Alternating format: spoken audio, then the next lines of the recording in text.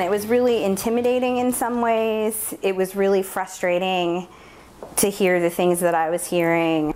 First tonight, the University of Virginia administrator defamed by Rolling Stone magazine is speaking out. Nicole Eramo is opening up to NBC 29 about the 3-week-long trial and her message moving forward.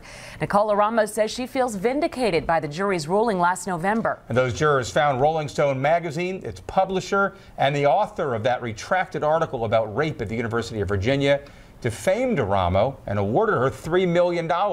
Tonight she's talking about the entire ordeal with our Henry Graff, who's here with that story. Yeah, Nicole Eramo says she felt really intimidated by that very lengthy federal trial here in Charlottesville. But in the end, she says her voice was heard loud and clear. She cares about sexual assault survivors, and Rolling Stone got it plain wrong.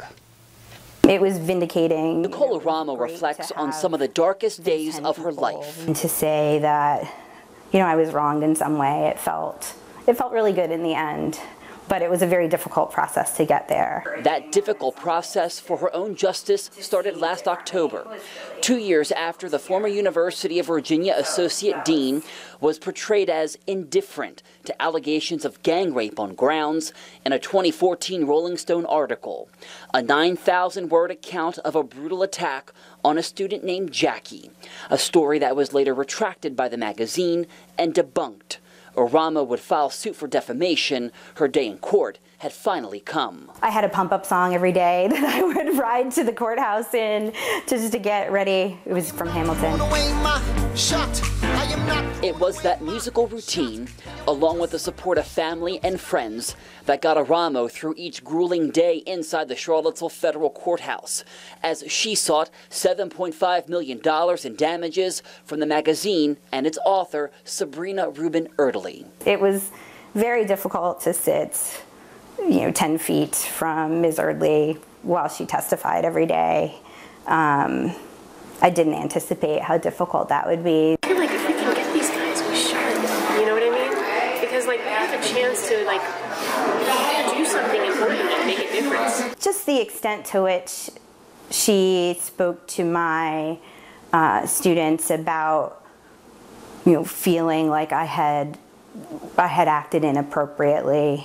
That was really difficult to hear. As was the magazine's lack of responsibility, even after a jury ruled in Eramo's favor and awarded her $3 million in damages. You go into that process hoping to get justice, hoping to get people to take responsibility for their actions. I never felt like that happened, and we felt like we were on the right side. I knew that I was telling the truth. That truth is what Eramo is holding on to, putting a very dark chapter in her life to rest, and finally writing a new one she's in charge of. It felt like it was finally at the end of a really long journey. Eramo says she doesn't blame Jackie here in the end. She saw Jackie actually during Jackie's videotaped deposition, which was played in federal court. That was the first time they saw each other since the article came out.